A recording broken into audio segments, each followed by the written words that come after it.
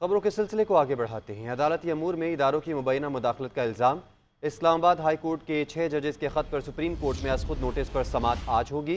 Chief justice काजी फाइज ईसा की सरबराही में 7 रुकनी large bench आज सुबह 11:30 बजे केस की समाअत करेगा।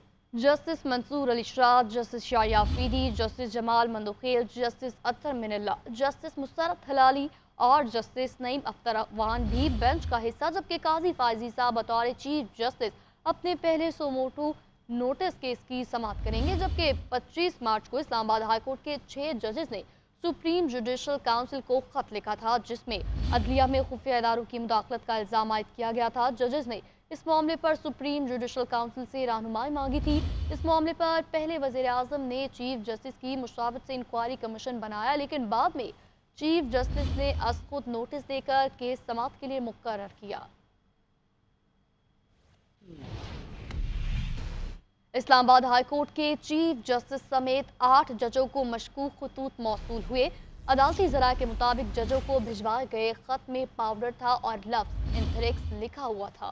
चीफ जस्टिस आमिर फारूक ने खतूत को हाई कोर्ट के लिए धमकी करार दे दिया। साइफर केस की समाअत के दौरान रिमार्क्स दिए कि खतूत में बुनियादी तौर पर थ्रेट किया गया है, एंथ्रेक्स का भी जिक्र है। इसी वजह से साइफर केस की समाअत में भी ताख़ीर हुई। खत रेशम नामी खातून ने लिखा। मुकदमा थाना CTD में दर्ज कर लिया गया। इस्लामाबाद हाई कोर्ट के 8 जजेस को मशकूक खतूत मसूल, जिनमें पाउडर और धमकाने वाला निशान पाया गया। अदालती जराए ने बताया कि स्टाफ ने खत खोला तो इसके अंदर सफूफ था और खत खोलने के बाद आंखों में जलन शुरू हो गई। रेशम नामी खातून ने बगैर अपना एड्रेस लिखे जजेस को खतूत भेजे। खत में मौजूद मतन पर लफ्ज एंथ्रॉक्स लिखा था। इस्लामाबाद हाई कोर्ट के चीफ जस्टिस आमिर फारूक ने भी खत मिलने की तस्दीक करते हुए कहा कि खत 8 जजेस को मौसूल हुए हैं, जिनमें बुनियादी तौर पर हाई कोर्ट को थ्रेट किया गया है। दूसरी जानिब मामले पर थाना CTD में मुकदमा दर्ज कर लिया गया। मुकदमा दहशतगर्दी दफात के तहत दर्ज किया गया। FIR के मतन के मुताबिक तहरीके नामूसे पाकिस्तान का हवाला देकर जस्टिस सिस्टम को तनकीद का निशाना बनाया गया। धमकी के लिए मखसूस शक्ल और अंग्रेजी लफ्ज बेसिलस एंथ्रॉक्स इस्तेमाल किया गया। मुकदमा हाई कोर्ट के बैलिफ कदीर अहमद की मुद्दत में दर्ज किया गया। मामले पर तहकीकात का भी आगाज हो गया। DIG ऑपरेशन सैयद शहजाद नदीम बुखारी ने कहा कि तमाम वसाइल बुरोकार लाकर तहकीकात जल्द अज जल्द मुकम्मल की जाएंगी। PTI, पश्तूनख्वा मिली अवामी पार्टी, BNP मेंगल, जमात इस्लामी, सुन्नी इत्तेहाद काउंसिल और MWM का ग्रैंड अपोजिशन अलायंस का इजलास हुआ। एलामिया के मुताबिक अपोजिशन जमातों का अदलिया की आज़ादी, सिविलियन इदारों की बालादस्ती समेत 13 निकात पर इतफाक हुआ। बानी PTI समेत सियासी वर्कर्स की गैर मशरूत रिहाई का मुतालबा किया गया। ग्रैंड अलायंस ने 8 फरवरी के इंतखाबी नताज को मुस्तरद करते हुए फिलफौर असरनो शफाफ मुनसिफाना इंतखाबात करवाने का मुतालबा कर दिया। एलामी में कहा गया, आइन का हर कीमत पर दिफा किया जाएगा। सियासी क़यादत ने आइन और जमहूरियत की बहाली के लिए किरदार अदा न किया तो मुल्क के मुस्तकबिल को खतरात लाहक होंगे।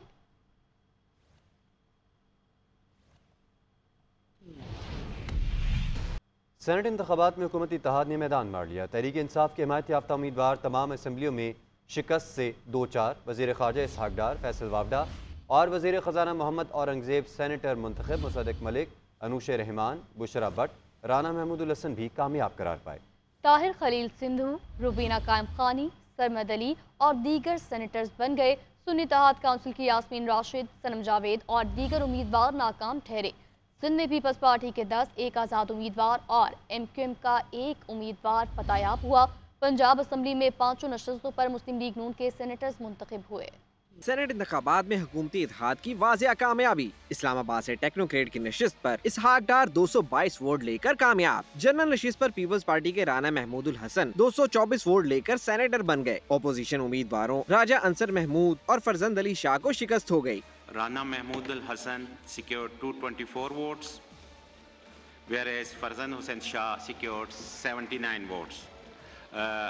Rana Mahmood Hassan is elected as returned candidate. Punjab में टेक्नोक्रेट की नशिस्त पर मुस्लिम लीग नून के मुसद्दिक मलिक और मोहम्मद औरंगजेब कामयाब हुए। खवातीन की नशिस्तों पर अनूशा रहमान और बुशरा अंजुम भट्ट सेनेटर मुंतखब हो गयी। सुन्नी इत्तेहाद काउंसिल की जानिब से टेक्नोक्रेट की नशिस्त पर डॉक्टर यास्मीन राशिद, जबकि वुमेन नशिस्त पर सनम जावेद उम्मीदवार थी जो शिकस्त खा गयी। पंजाब में अकलियत की नशिस्त पर नून लीग के खलील ताहिर सिंधु कामयाब करार पाए। सिंध में सेनेट की 12 नशिस्तों में से 10 पर पीपल्स पार्टी ने मैदान मार लिया। जनरल नशिस्तों पर पीपल्स पार्टी के उम्मीदवार अशरफ अली जतोई, दोस्त अली जैसर और काजम अली शाह कामयाब हुए। पीपी के उम्मीदवार मसरूर एहसन और नदीम भुट्टो भी मुंतखब हुए। एक जनरल नशिस्त पर MQM पाकिस्तान के आमिर चिश्ती और एक पर आजाद उम्मीदवार फैसल वापडा सेनेटर मुंतखब हो गए। खवातीन की नशिस्तों पर पीपल्स पार्टी की रुबीना कायम खानी, कुरतुलैन मरी और अकलियत की नशिस्त पर पीपल्स पार्टी की पंजुमल भेल कामयाब हुए। टेक्नोक्रेट की नशिस्त पर पार्टी के सरमद अली और जमीर घुमरो सेनेटर बन गए। जमात इस्लामी और सुन्नी इत्तेहाद कौंसिल के अरकान ने वोट कास्ट नहीं किया।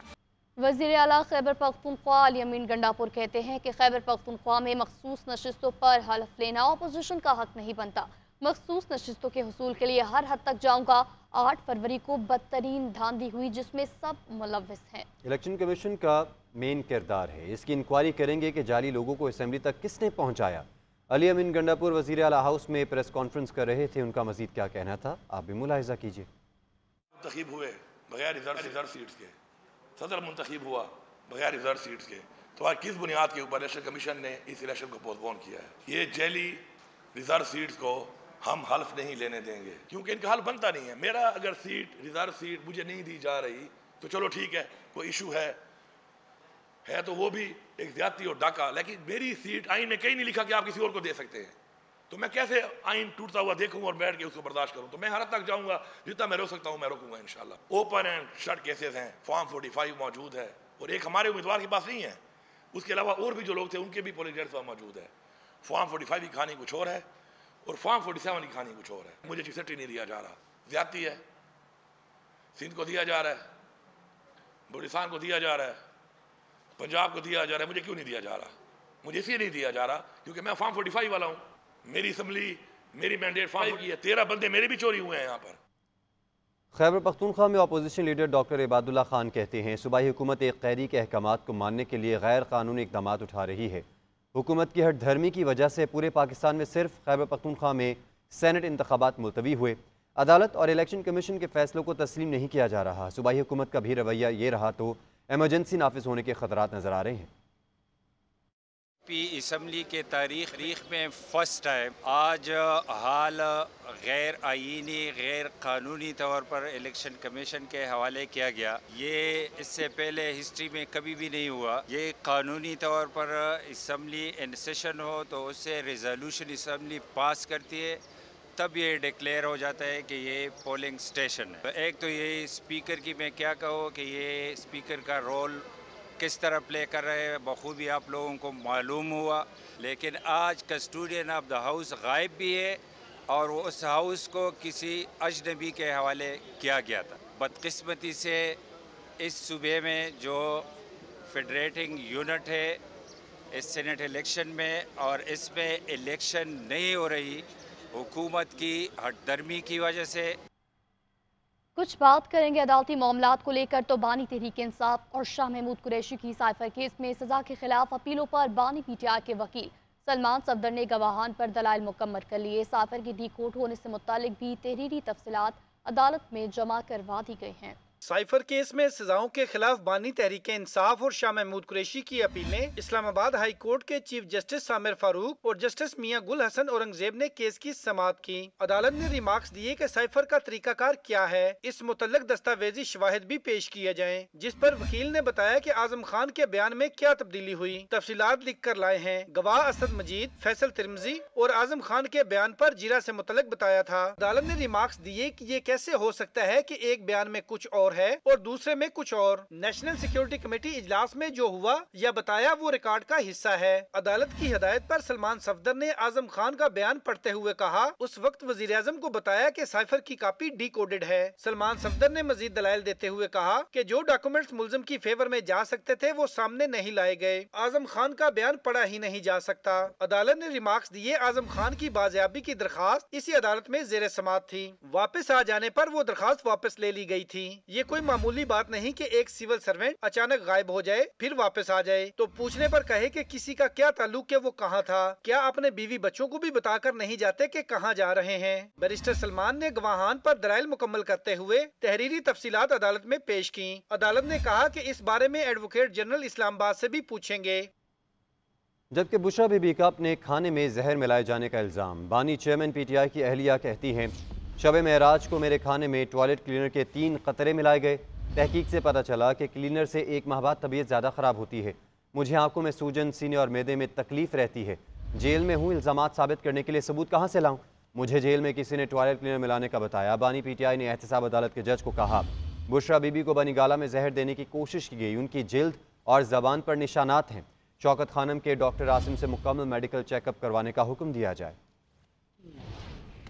अडयाला जेल में 190 मिलियन पाउंड रेफरेंस पर समात। बानी पीटीआई ने एहतसाब अदालत के जज नासिर जावेद राना को बताया कि बुशरा बीबी को बनी गाला में जहर देने की कोशिश की गई है। उनकी जिल्द और जबान पर निशानात हैं। उनका मुकम्मल मेडिकल चेकअप कराने का हुक्म दिया जाए। मजीद कहा, उन्हें पता है कि इसके पीछे कौन है। बानी चेयरमैन ने मुतालबा किया कि बुशरा बीबी का तिबी मुआयना शौकत खानम के डॉक्टर आसिम से करवाने का हुक्म दिया जाए। बुशरा बीबी ने भी अदालत में मीडिया से बातचीत करते हुए बताया कि उन्हें शब महराज के रोज खाने में टॉयलेट क्लीनर के 3 कतरे मिलाकर दिए गए। तहकीक से पता चला कि टॉयलेट क्लीनर से 1 माह बाद तबीयत ज्यादा खराब होती है। उन्हें आंखों में सूजन हो जाती है, सीने और मैदे में तकलीफ होती है। खाना और पानी भी कड़वा लगता है। बादशाह अदालत ने बानी पीटीआई को बुशरा बीबी के तिब्बी मुआयने से मुतालिक तफसीली दरखास्त देने की हिदायत कर दी। चेयरमैन पीटीआई बैरिस्टर गौहर कहते हैं, बुशरा बीबी को स्लो पॉइजन दिया जा रहा है। स्लो पॉइजनिंग के हवाले से बुशरा बीबी ने खुद भी मीडिया को आगाह किया। उनकी सिक्योरिटी के हवाले से पहले भी आगाह कर चुके हैं। बुशरा बीबी की जिम्मेदारी उन पर है जिन्होंने सब जेल में रखा है।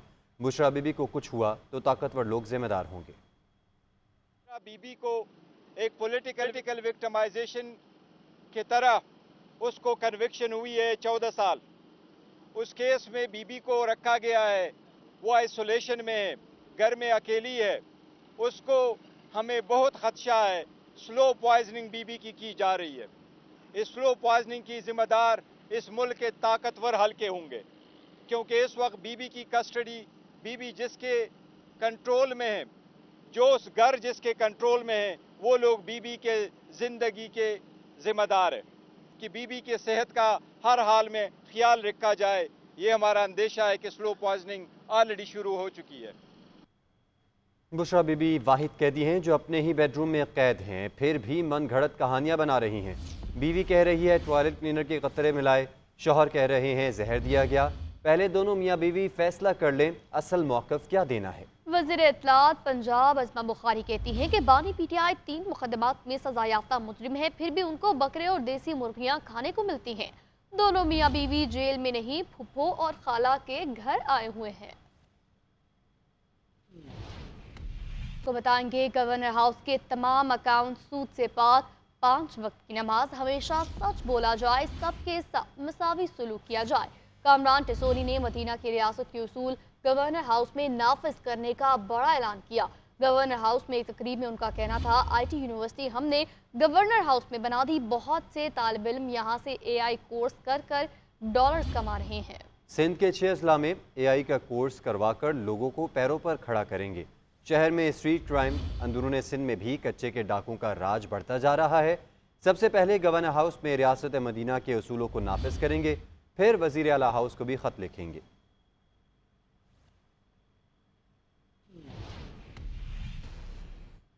नाज़रीन, बिजली चोरी के सद्देबाब के लिए ज़िलाई सतह पर टास्क फोर्स कायम करने का फैसला। वज़ीर आला पंजाब ने लाहौर की तामीर और तरक्की के प्लान की हंगामी बुनियाद पर तकमील के लिए 3 माह की डेडलाइन दे दी। तफसीलात जानने के लिए देखें मोइन नजर की ये रिपोर्ट।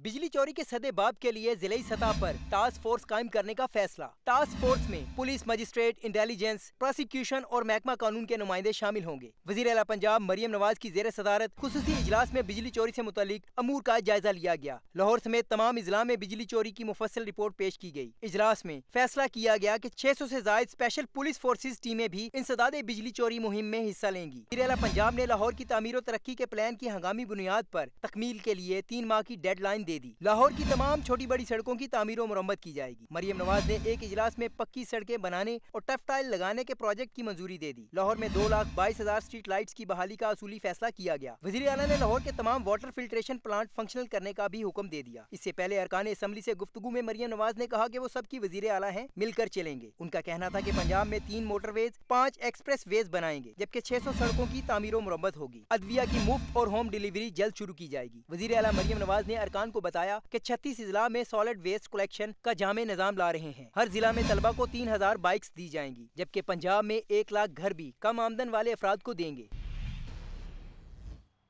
तो दूसरी जानिब अमरीकी सदर जो बाइडन और चीनी सदर शी जिनपिंग के दरमियान 5 माह बाद टेलीफोनिक राबिता हुआ।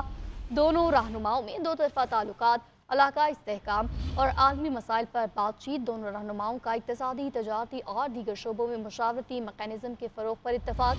चीनी सदर ने अमरीकी वज़ीर ख़ारजा और वज़ीर ख़जाना के मुमकिन दौरे चीन का खैर मकदम किया। दोनों रहनुमाओं ने इंसदाद मनशियात, AI और मौसमियाती तब्दीली पर ताउन बढ़ाने पर इत्तफ़ाक़ किया।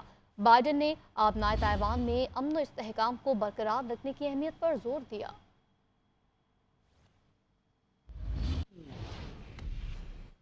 लाहौर कोट लखपत जेल में खातून कैदी जान की बाजी हार गई। खातून की शनाख्त 22 साला फातिमा जहांगीर के नाम से हुई। पुलिस ने खातून कैदी की लाश को जिना अस्पताल मुर्दा खाने मुंतकिल कर दिया। लाहौर कोट लखपत जेल में खातून कैदी जान की बाजी हार गई। खातून की शनाख्त 22 साला फातिमा जहांगीर के नाम से हुई। खातून कैदी की हलाकत की वजह ताहाल सामने ना सकी। पुलिस ने खातून कैदी की लाश को जिना अस्पताल मुर्दा खाने मुंतकिल कर दिया।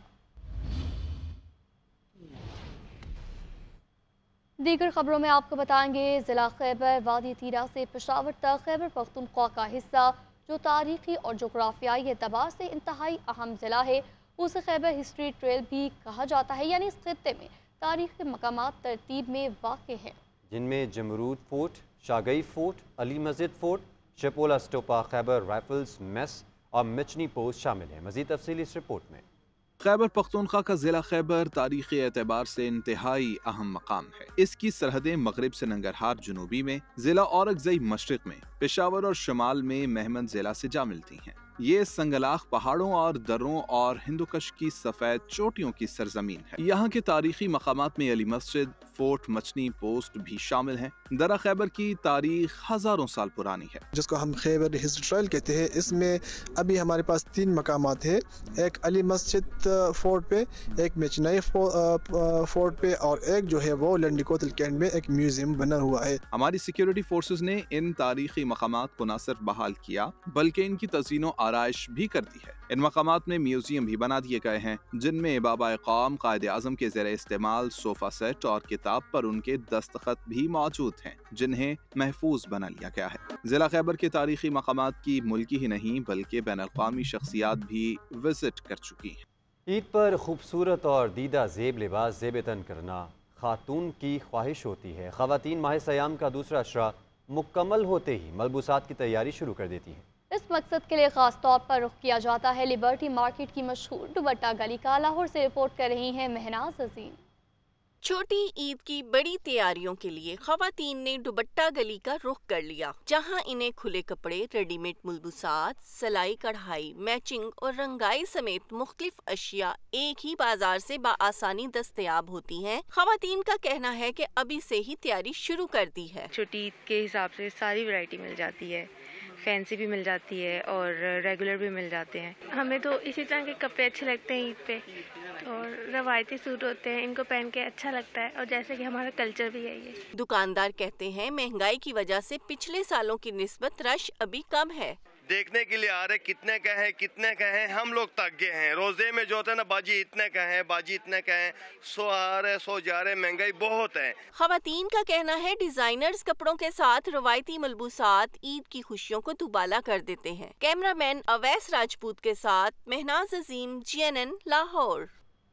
कराची में ईद उल फितर की तैयारियां जोरों शोर से जारी हैं। छोटे बड़े सभी मीठी ईद पर भरपूर जोश और जज्बे के साथ मनाने के लिए तैयारियों में मसरूफ अमल हैं। शारिका कमाल की रिपोर्ट। शौक मलबूसात, खूबसूरत चूड़ियाँ, ज्वेलरी, सैंडल्स और बहुत कुछ। ईद की तैयारियां आखिरी मराहिल में दाखिल। तारिक रोड कराची की मार्केट में ईद की शॉपिंग के लिए शहरियों की बड़ी तादाद पहुंच गई। बड़ों के साथ बच्चे भी ईद की खरीदारी में पेश हैं। अभी मेरी एक सूट ले लिया, 2 सूट लेते हैं और अभी क्या नाम है, मैंने ज्वेलरी लेनी है और सैंडल्स लेनी है। आधी शॉपिंग हो चुकी है, आधी रह गई है। रश बहुत ज़्यादा है अभी तो बहुत रश है, कल हम आए थे तो बहुत ज्यादा रश था, तो उस वजह से आधी चीजें रह चुकी हैं। बनाओ, सिंगार और मुनफरिद नजर आने की ख्वाहिश लिए खवातीन भी मैदान में आ गई। कहती हैं कि अभी तो खरीदारी शुरू हुई है, अभी तो बहुत कुछ लेना बाकी है। अभी तैयारियां सारी ही रहती हैं, आज ही स्टार्ट की हैं, तो आप समझ सकते हैं कि लड़कियों की कितनी तैयारियां होती हैं। अभी निकले, अभी देखें रश बहुत हो रही है यहाँ, तो कपड़े लेने हैं, ज्वेलरी लेनी है, चप्पल लेनी है, हर चीज सिरे से रहती है, सब रहता है।